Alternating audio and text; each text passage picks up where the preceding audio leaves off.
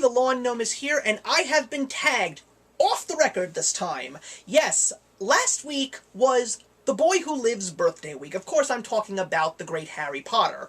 And oh my goodness, how those books and films have changed my life. So, my friend Christine over at TeenofLittleHollow, who actually did do a live show with me last week, which was very much fun and successful, there will be a link provided to it in the box below, she actually did, in celebration of Harry Potter's birthday week, the Harry Potter tag. This was one that I was planning on doing, but I never really figured out or had the time to actually try and put it together. But even though she didn't tag me in the video, she sent me a message on Facebook saying, "I have officially tagged you, and I'm looking forward to seeing what your answers are." So, Harry Potter tag it is, and it doesn't have to be the birthday week in order to do anything Harry Potter, because it is awesome, and I love it. Let's get started. I got my questions right over there on my laptop. So question number 1 is, what is your favorite book? That would actually be The Half-Blood Prince. Now, when I first started reading that book, I actually did ask my sister to tell me which character passed away and who was the one who did the killing. And when I found that out, it made me more intrigued to read the book because I wanted to see how we were going to get from point A to point B.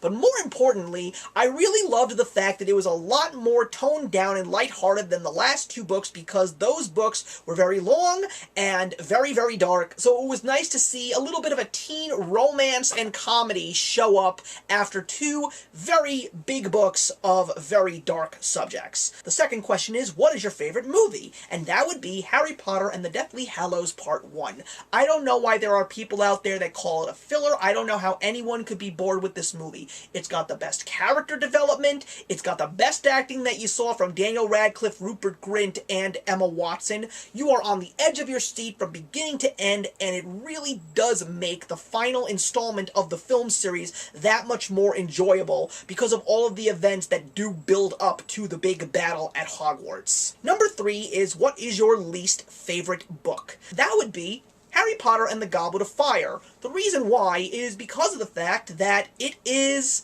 a bunch of events that I just wasn't used to in the Harry Potter world. I wanted my Quidditch, I didn't get it. So as far as I'm concerned, I guess it was just because that I was so into the story thanks to the first 3 books. Mind you, the films hadn't come out by the time the 4th book was out and I was reading it. I was glad to know that I actually had done all of my reading of the books before there were any movies, so it made me appreciate everything more. I don't know, I just really wasn't into the Triwizard Tournament just because of the fact that I loved what I had already gotten.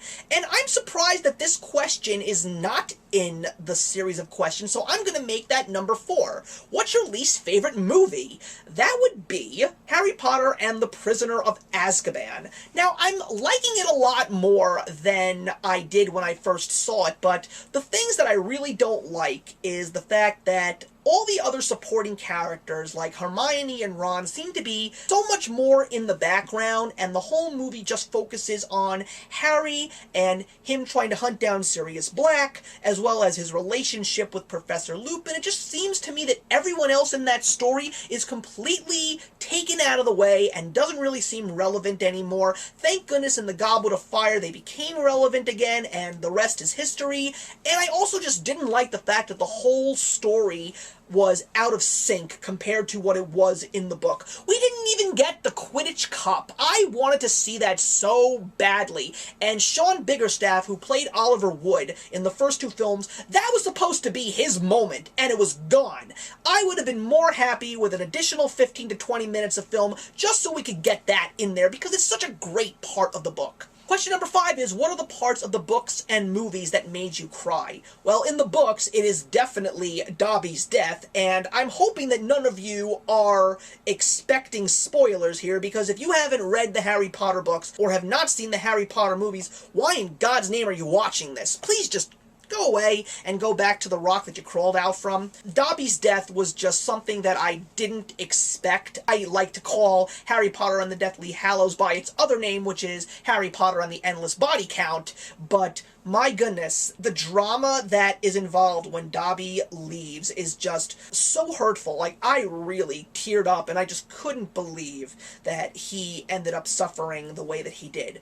And the part in the films that made me cry is actually in The Prisoner of Azkaban, the 3rd film, and it's the scene where Harry conjures up the Patronus to save Sirius from the Dementors, and what I love so much about it is the song that is used by John Williams, which does not sound like a John Williams song. It's so beautiful and haunting. It just made me tear up when I first saw that scene. Question number 6 is, if you could hook up with any of the Harry Potter characters, who would it be and why? I'm not going to dwell on this much, but it will be Luna, because she would make excellent pillow talk. Question number 7 is, who is your favorite character? That is Remus Lupin. I just loved how outside the box he was in regards to his teaching methods. It was the first teacher that Harry really looked at as a friend rather than just a teacher, and the role that he has in the story, I wish it could have been elaborated a little bit more in the films, but I also loved David Thewlis as Professor Lupin, and he really just ended up being one of my all-time favorite characters, and I am actually the proud owner of Remus Lupin wand, which I'm very proud of. Question number 8 is, what would your Patronus be? Well, that's a very interesting question. It would probably be based on my name. Now, I actually have 4 names along with my surname, which makes 5. Because of the fact that I am of the Jewish faith, I have 2 English names, but I also have 2 Hebrew names. My Hebrew names are Svi and Ze'ev.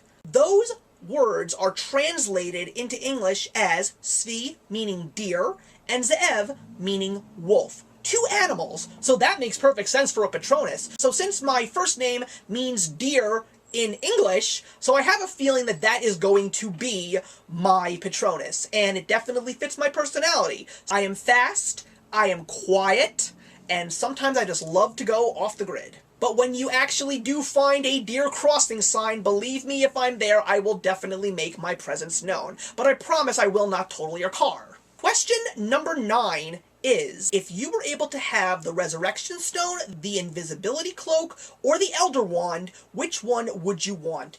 A lot of people have actually said the Invisibility Cloak, and I agree, because I'm just the kind of guy that likes to go off the grid sometimes, especially on weekends. I turn my phone on silent, I tell people I don't want to get any calls this weekend, I just want to enjoy myself and relax, and that's pretty much why I feel the Invisibility Cloak would prove very beneficial to me. Question number 10, if you were sorted, what house would you be in? Well, I've already been sorted and I am a proud Ravenclaw, thank you very much. Not only do I own this t-shirt, I also own a Ravenclaw tie, and when that day comes when my fiancé, by that time she will be my wife, when the both of us actually get down to Harry Potter World, I am definitely planning on getting myself some Ravenclaw robes to complete the set. Question number 11, if you could meet any member of the cast, who would it be? Well, I'm proud to say that I have already met James and Oliver Phelps, and they were 2 of the nicest guys that I ever met, but I really want to meet Daniel Radcliffe. Not just because of the fact that he is Harry Potter, but I'm really referring to everything that he has done post-Harry Potter. This guy can act. I have seen him in The Woman in Black, I have seen him in Kill Your Darlings, heck, even the scene that he was in Trainwreck.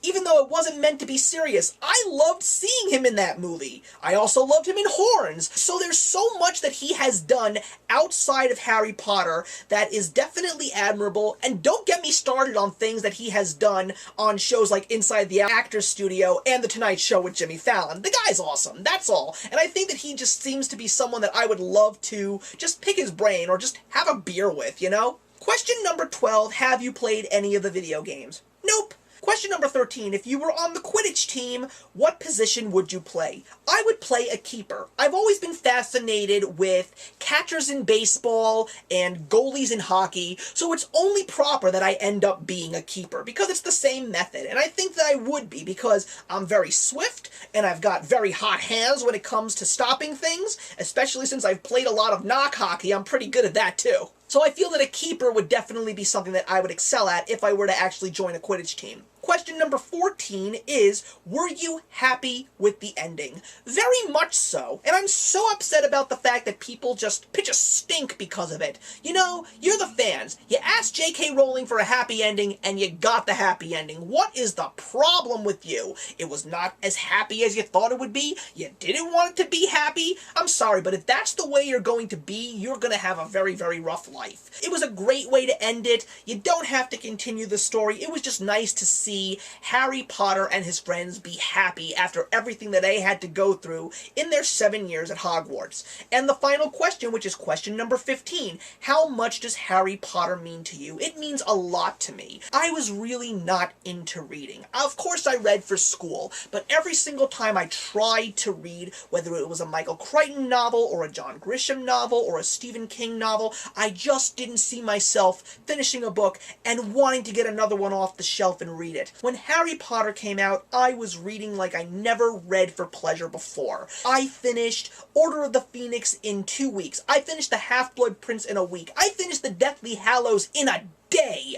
That's how amazing those books were to me. And after that, I really felt that science fiction and fantasy was where I really wanted to read more books. I read the Lord of the Rings saga. I read the Hunger Games. I'm in the middle of the Maze Runner right now. I read Star Wars books. I read Star Trek books. I read The Hitchhiker's Guide to the Galaxy, and even books that I didn't enjoy, like the first book of Frank Herbert's Dune series. At least I tried to read it. So that's where I really feel myself enjoying books. And not just that, because of how much I've grown as a film fan, I've actually made it an effort to actually go and read the books before the movies come out. I've read Water for Elephants, I've read The Help, I've read Ender's Game, I've read The Girl with the Dragon Tattoo, and I'm so excited to finally graduate from grad school and get my master's, because now I'm going to have so many free nights and weekends. I want to dedicate a good chunk of those to reading, because there's so many books out there that I want to read. Some are the Lunar Chronicles series. I've never read the Chronicles of Narnia series, so I'm finally going to start reading those.